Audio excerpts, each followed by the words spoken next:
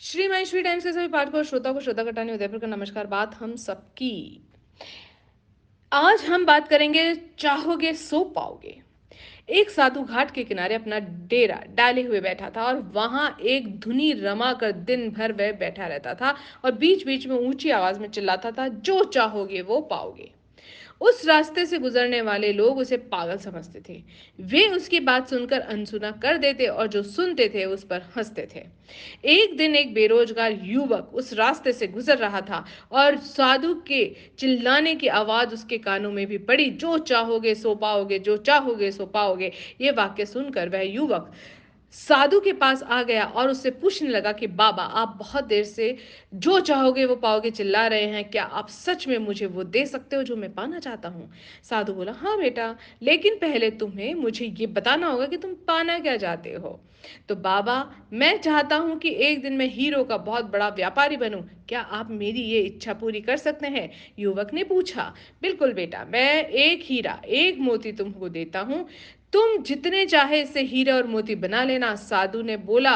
और साधु की बात सुनकर युवक की आंखों में आशा की ज्योति चमक गई। फिर साधु ने अपने दोनों हथेलियां आगे बढ़ाने को कहा। युवक ने अपनी दोनों हथेलियां साधु के सामने कर दी और साधु ने पहले उसकी एक हथेली में अपना हाथ रखा और बोला, बेटा, ये दुनिया का सबसे अनमोल हीरा है।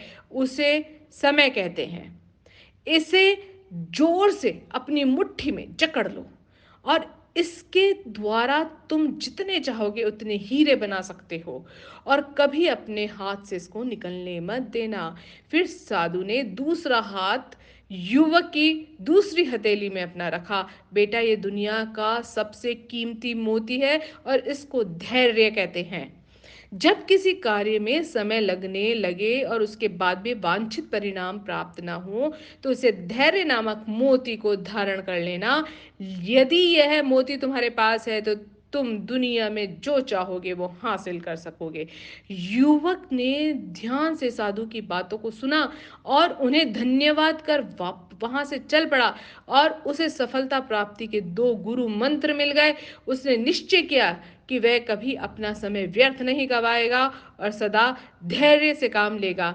कुछ समय बाद उसने हीरे के एक बड़े व्यापारी के यहाँ काम करना प्रारंभ कर दिया और कुछ वर्षों तक वह दिल लगाकर व्यवसाय का हर गुण सीखता रहा और एक दिन अपनी मेहनत लगन से अपना सपना साकार करते हुए हीरे का बहुत बड़ा व्यापारी बन गया।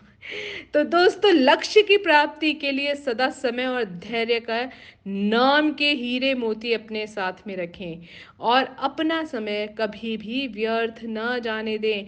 कठिन समय में धैर्य का दामन न छोड़ें। सफलता अवश्य ही आपको, मुझको और हम सबको प्राप्त होगी।